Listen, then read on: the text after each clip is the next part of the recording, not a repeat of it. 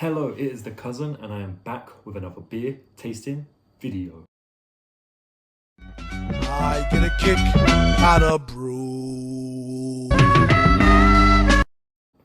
As you can see, we have some natural light coming in because for the first time in forever, I'm recording this in the middle of the day instead of last thing at night. And the reason I'm doing that is because in this BREWDOG special edition series, I've got 4 beers to do, and I was gonna do 2 of them the night before last and then 2 of them last night. But I didn't realize how high the percentage of some of them were, especially the 2 that I've just done, the Mr. President and the King Crush.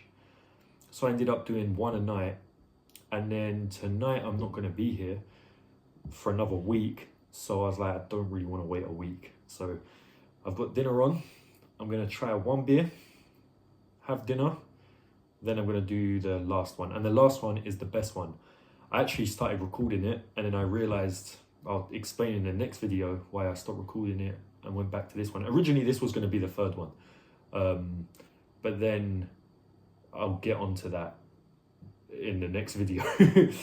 But the video we are recording today, the beer, the 3rd BREWDOG beer in the special edition series is Lucky Break.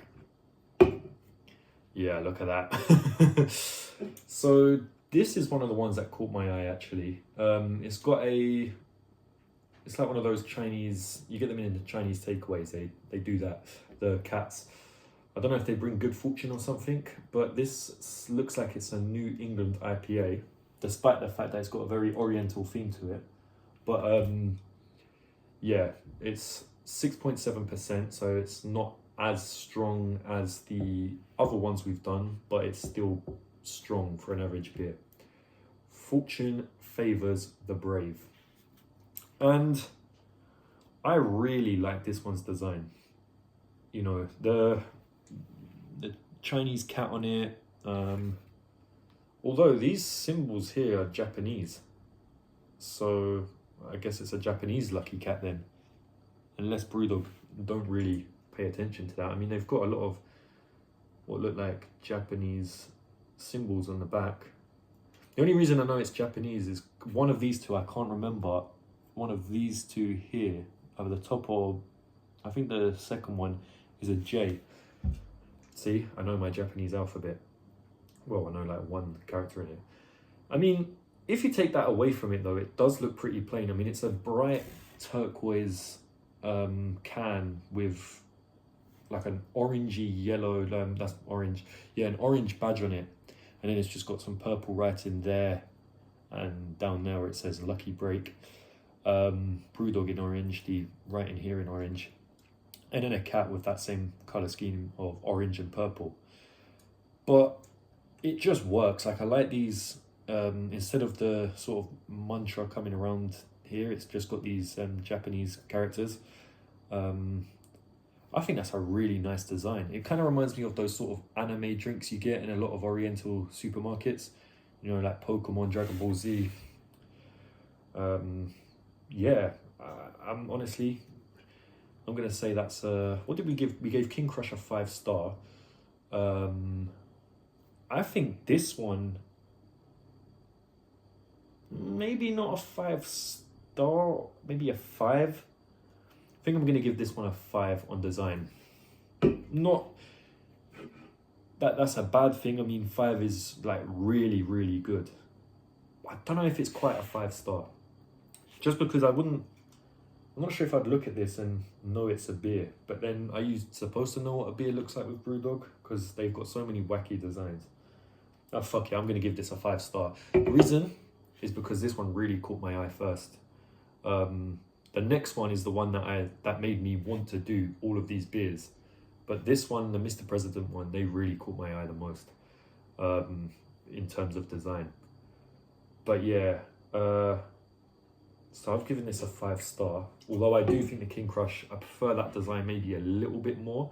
But this one, I feel like the colours just stand out more.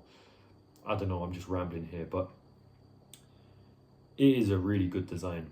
I like it. I feel like this would be really popular. Well, maybe it is really popular, I don't know. But yeah, so 5-star on design.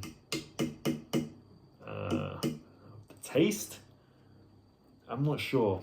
Its taste just doesn't stick out as much as some of the other ones, but that's what we're here to do. We're here to find out what it tastes like, because this is beer tasting with the cousin. Oh, that's got a very almost mango-y taste. The one we did last night, the King Crush, that was unbelievably good. Like, the mango taste was strong. I said it's like a mango Rubicon drink, but it was honestly one of the best beers I've ever done on this channel. And I've said that recently quite a lot about Grind Coffee Stout and the Rattle and Rum. So BrewDog really are doing well with some of these beers. They've got some questionable ones too. Let's see where this stands. Let's hope we get a lucky break.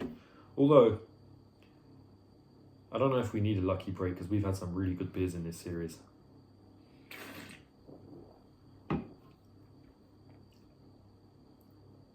That's all right.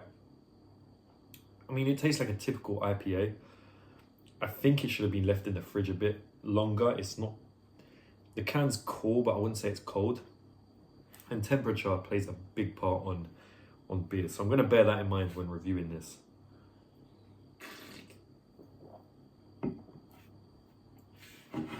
I think that's got just a bit more of a citrusy, hoppy, maybe mango flavor than a typical IPA. So already I think this is above your average IPA. I don't really know what the difference between New England IPA and normal IPA is. I think the Candy Kittens one was an NE IPA, New England IPA, but it might not be. It might have been a different one. I think it tastes... Yeah, it tastes above average.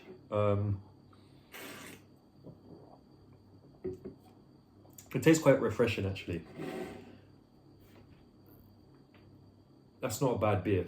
If you like IPA, I mean, IPAs aren't my favourites, but if that is your sort of thing, then I feel like this is the drink for you. Because, I mean, I used to hate IPA, but I think doing beer tasting with J. Ashley Spencer.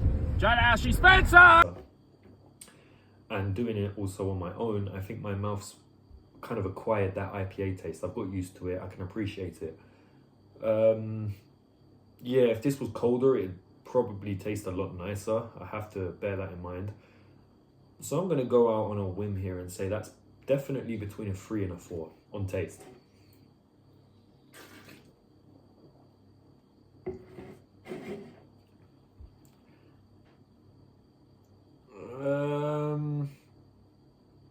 I'm probably going to go with a 3.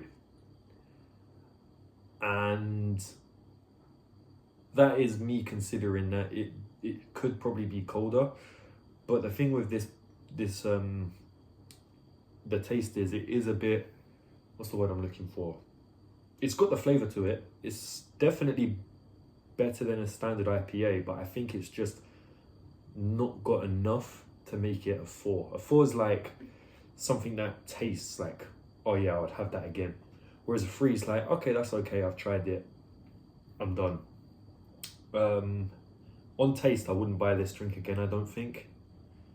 But its design really is its selling point, because I think that is a very nice, eye-catching design. It's simple enough to, the colour scheme of it's quite bright. It just uses 3 main colours, turquoise, orange, and a bit of purple. It's enough to catch your eye, and the design of it is really good. So it's a very eye-catching beer. The taste of it, it's nothing really special. But if you like IPA and you're a fan of IPA, I think you would really like this. So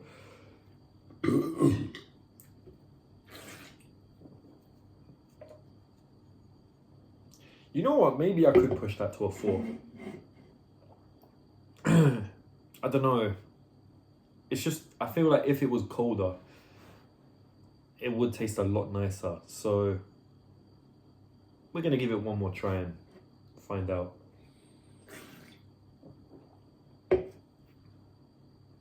You know what? I'm going to give that a 4. ignore what I said about it being a free, because this does taste nicer than your average IPA. This has quite a fruity, flavoursome taste. I feel like this can refresh you, it can wake you up. I'd recommend this on a summer's day maybe, or just a summer's evening.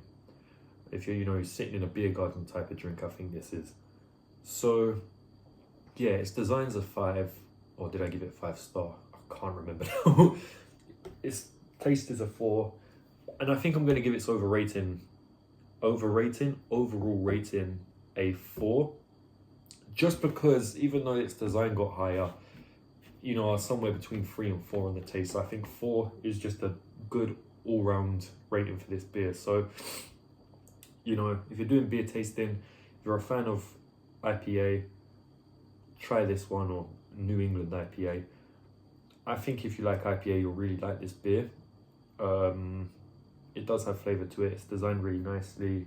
So, yeah, this has been The Cousin, and I'm going to see you in the next video, which will be the final part of the BrewDog special edition series. So thank you for watching. Please like, subscribe, share, all that other shit. And if you're on a work break, or maybe not a work break, or you just need a lucky break, have BrewDog lucky break. That was such a shit play on words.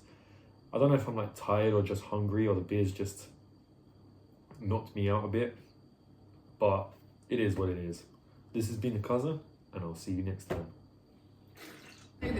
He's finally bought a pint. Hey! Don't make me sound so broke.